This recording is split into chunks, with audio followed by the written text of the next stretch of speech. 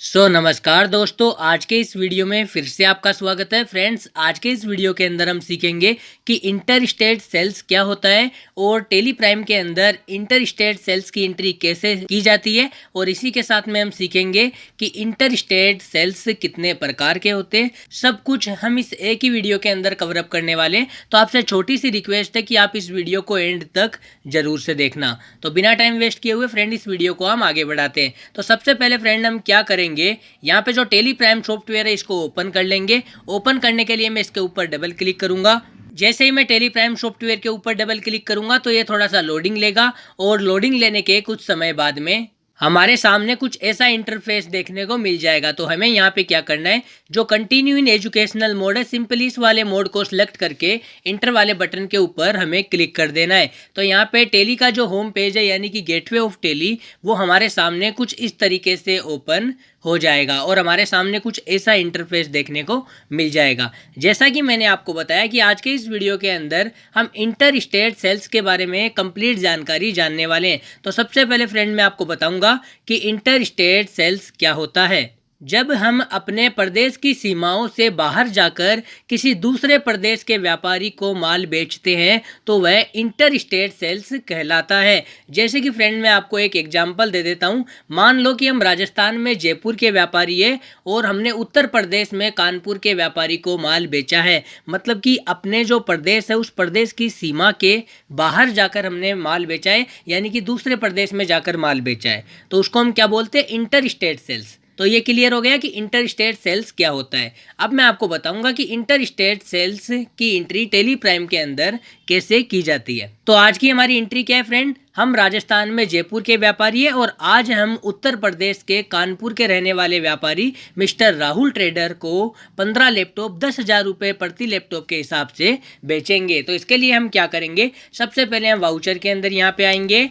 Voucher में आने के बाद में हम यहाँ पे F8 के ऊपर क्लिक करेंगे तो यहाँ पर ऊपर सेल्स वाउचर ओपन हो जाएगा। अब हम कंट्रोल के साथ में H के ऊपर क्लिक करेंगे और यहाँ पे आइटम इनवॉइस सेलेक्ट कर लेंगे। समझ गए फ्रेंड, इतना क्लियर हो गया।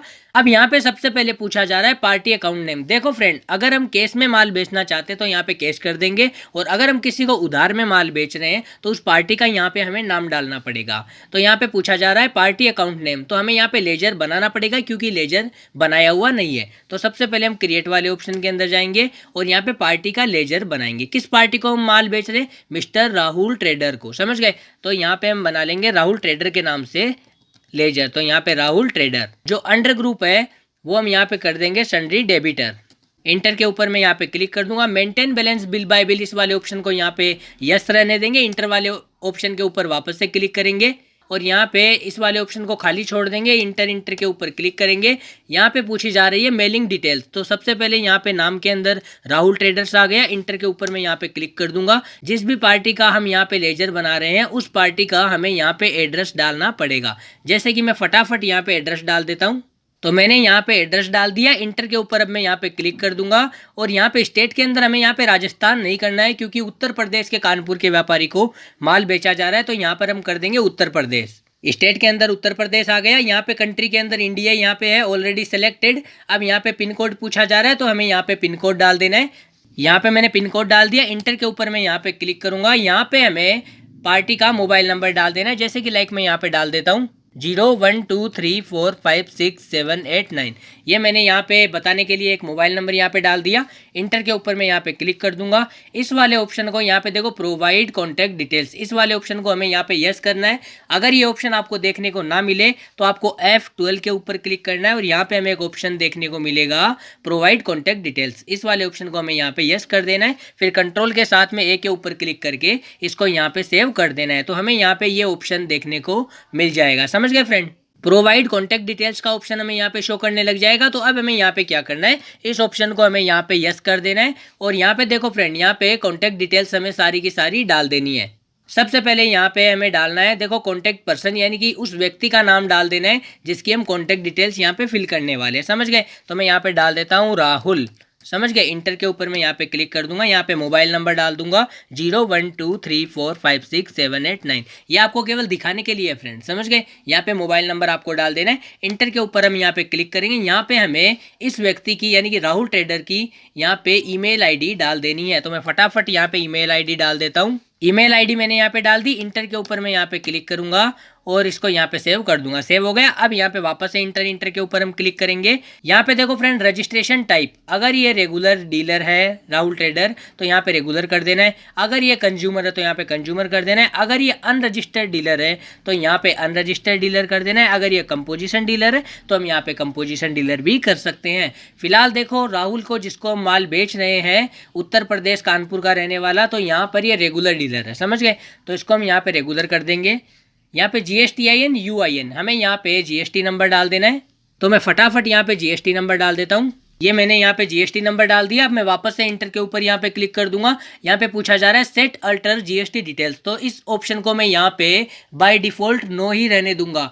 क्यों? क्योंकि मेरे को लेजर के ऊपर GST एक्टिवेट नहीं करनी है, तो मैं इस वाले ऑप्शन को यहाँ पे नो ही रहने दूंगा। इसके साथ में मैं कोई भी छेड़खानी नहीं करूंगा, समझ गए फ्रेंड। तो फिलहाल मैं इंटर के ऊपर वापस से क्लिक करूंगा और इस लेजर को यहाँ पे सक्सेसफुली सेव कर दूंगा। तो देखो यहाँ पे पार्टी अकाउंट नेम के अंदर यहाँ पे राहुल ट्रेडर्स ऑटोमेटिकली आ चुका है। अब यहाँ पे जो डिटेल्स पूछी जा रही है, पीछे जितने भी वीडियो मैंने बनाए हैं उन सभी वीडियोज के अंदर मैंने आपको बहुत पहले बता दिया है कि ये डिटेल्स कैसे फिल की जाती है। तो अगर आपने पीछे वाले वीडियो को नहीं देखा तो आपसे रिक्वेस्ट है कि आप पीछे वाले वीडियो को देख लेना।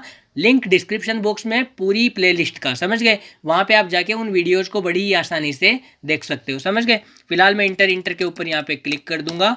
यहाँ पे पूछी जा रही है पार्टी डिटेल्स, तो यहाँ पे देखो पार्टी डिटेल्स के अंदर यहाँ पे सारी की सारी डिटेल्स ऑटोमेटिकली फिल हो जाएगी। लेजर के हिसाब से सारी की सारी डिटेल फ्रेंड ऑटोमेटिकली यहाँ पे फिल हो जाती है।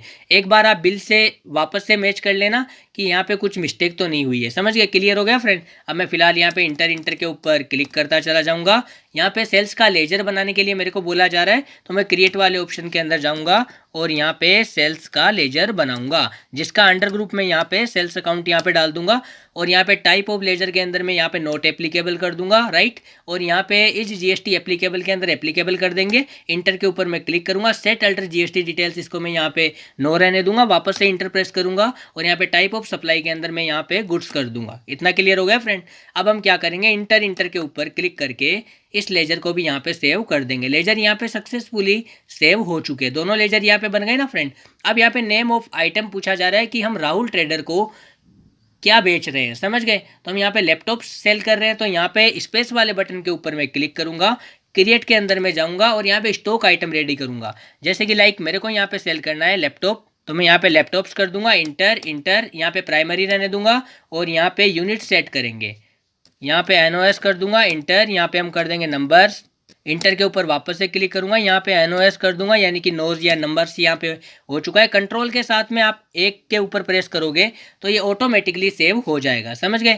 यहाँ पे देखो, यहाँ पे पूछा जा रहा है GST एप्लीकेबल, तो यहाँ पे हम एप्लीकेबल रहने देंगे। यहाँ पे देखो फ्रेंड, सबसे बड़ी और जरूरी बात, यहाँ पे पूछा जा रहा है सेट अल्टर GST डिटेल्स। अब हम इस वाले ऑप्शन को यस करेंगे। इस ऑप्शन को हम यस इसलिए करेंगे क्योंकि स्टॉक आइटम के ऊपर हमें GST एक्टिवेट करना है, समझ गए। इसलिए हमने सेट अल्टर GST डिटेल वाले ऑप्शन को यस किया है। यस करते ही हमारे सामने ये वाला पेज आ गया। यहाँ पे पूछा जा रहा है डिस्क्रिप्शन, यानी कि जो भी स्टॉक आइटम हम क्रिएट कर रहे हैं उससे रिलेटेड कुछ भी हमें यहाँ पे डालना है, समझ गए। यानी कि उससे रिलेटेड जो भी पॉइंट्स है वो हमें यहाँ पे डाल देने। जैसे कि फिलहाल मैं आपको बताने के लिए यहाँ पे डाल देता हूँ HP लैपटॉप्स डालने के बाद इंटर के ऊपर मैं यहाँ पे क्लिक करूंगा। यहाँ पे HSN और SSC कोड यहाँ पे मांगा जा रहा है। कई बार मैंने आपको बताया, लगभग हर वीडियो के अंदर मैंने आपको रिपीट किया है कि हर स्टॉक आइटम का HSN और SSC कोड अलग अलग होता है। तो आप ये गलती कभी मत करना कि सभी का HSN कोड और SSC कोड आप यहाँ पे सेम डाल दो, समझ रहे हो फ्रेंड। तो आपको यहाँ पे हर स्टॉक आइटम का HSN और SSC कोड अलग अलग डालना है। जैसे कि लाइक मैं यहाँ पे डाल देता हूँ 3443, समझ गए। क्लियर हो गया फ्रेंड, आपको समझाने के लिए। इंटर के ऊपर वापस से मैं यहाँ पे क्लिक करूंगा। इस नॉन GST गुड्स, जो स्टॉक आइटम हम बना रहे हैं, क्या वो GST के अंदर नहीं आता? अगर ये बात सही है तो इसको यहाँ पे यस करो, लेकिन ये बात सही नहीं है, हम जो स्टॉक आइटम बना रहे हैं वो GST के अंतर्गत आता है, तो हम इसको यहाँ पे नो ही रहने देंगे। इंटर के ऊपर मैं वापस से क्लिक करूंगा। यहाँ पे हम ओन वैल्यू कर देंगे फ्रेंड। यहाँ पे हम ओन वैल्यू क्यों कर रहे हैं, इसका मतलब है कि जीएसटी की जो भी कैलकुलेशन होती है वो स्टॉक आइटम के मूल्य पर ही होनी चाहिए, इसलिए हमने यहाँ पे ओन वैल्यू किया। अब यहाँ पे पूछा जा रहा है टैक्सेबिलिटी, तो यहाँ पे हम क्या कर देंगे, यहाँ पे हम करेंगे टैक्सेबल। यहाँ पे हम टैक्सेबल क्यों कर रहे हैं, क्योंकि इस आइटम पर हम अलग से टैक्स दे रहे हैं, समझ गए। तो यहाँ पे हम टैक्सेबल कर देंगे। इंटर के ऊपर मैं वापस से क्लिक करूँगा तो यहाँ पे देखो टैक्स टाइप, यहाँ पे रेट आ गई। तो 18% जीएसटी में यहाँ पे लगाऊंगा। इंटर के ऊपर मैं क्लिक करूँगा तो 9% तो सीजीएसटी हो गया और 9% यहाँ पे एसजीएसटी हो गया। क्लियर हो गया। कंट्रोल के साथ में ए के ऊपर क्लिक करके इसको सेव कर देंगे। यहाँ पर हम गुड्स कर देंगे और ये स्टॉक आइटम भी यहाँ पे सेव हो चुका है। क्लियर हो गया। अब यहाँ पे क्वांटिटी पूछी जा रही है कि कितनी क्वांटिटी हम राहुल ट्रेडर को यहाँ पे सेल करने जा रहे हैं। तो 15 लैपटॉप हमें सेल करने, तो लाइक मैं यहाँ पे 15 लैपटॉप्स डाल दूंगा। इंटर के ऊपर मैं यहाँ पे क्लिक करूंगा और यहाँ पे हमें रेट डालनी कि किस रेट के हिसाब से, यानी कि किस भाव से हम सेल कर रहे हैं। हम 10,000 रुपये प्रति लैपटॉप के हिसाब से सेल कर रहे हैं, तो मैं यहाँ पे 10,000 रुपये डाल दूंगा। ये 10,000 रुपये मैंने यहाँ पे डाल दिए, तो 1,50,000 रुपये 15 लैपटॉप की वैल्यू, यानी कि टोटल अमाउंट यहाँ पे आ चुका है। क्लियर हो गया फ्रेंड। अब मैं वापस से इंटर प्रेस करूंगा, स्पेस वाले बटन के ऊपर क्लिक करके एक यहाँ पे लेजर बनाऊंगा। देखो फ्रेंड, हम अपने ही राज्य के अंदर माल की खरीदारी या बिक्री नहीं कर रहे हैं, क्योंकि जब हम अपने ही राज्य के अंदर माल की खरीदारी करते हैं या बिक्री करते हैं तो वहाँ पे हम सीजीएसटी और एसजीएसटी का लेजर बनाते हैं। लेकिन हम राज्य के बाहर, यानी कि राज्य की सीमा के बाहर जाकर किसी दूसरे राज्य के अंदर माल की खरीदारी या बिक्री करते हैं तो वहाँ पे आईजीएसटी का लेजर बनाया जाता है। तो यहाँ पर हम क्या कर रहे हैं, किसी दूसरे राज्य के अंदर माल बेच रहे हैं तो आईजीएसटी का लेजर बनेगा। तो हम लेजर के अंदर यहाँ पे क्या टाइप करेंगे, आईजीएसटी।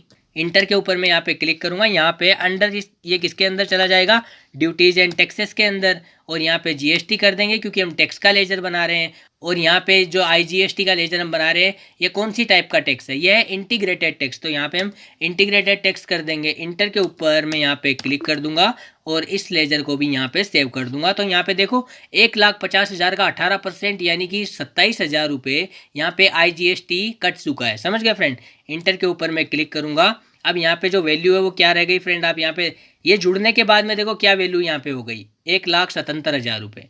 समझ रहे हो फ्रेंड। अब हम क्या करेंगे, इंटर के ऊपर क्लिक करेंगे, नया बिल बना रहे हैं कस्टमर का, तो यहाँ पे न्यू रेफरेंस कर देंगे और इसको यहाँ पे सेव कर देंगे। एंट्री सक्सेसफुली पास हो चुकी है। अब मैं आपको बताऊंगा कि रिपोर्ट कैसे चेक की जाती है। देखो फ्रेंड, रिपोर्ट चेक करने के लिए हमें जाना पड़ेगा डिस्प्ले मोर रिपोर्ट्स के अंदर, और यहाँ पे हमें जाना पड़ेगा जीएसटी रिपोर्ट्स के अंदर, और यहाँ पे रिपोर्ट चेक करने के लिए हमें GSTR1 के अंदर यहाँ पे जाना पड़ेगा।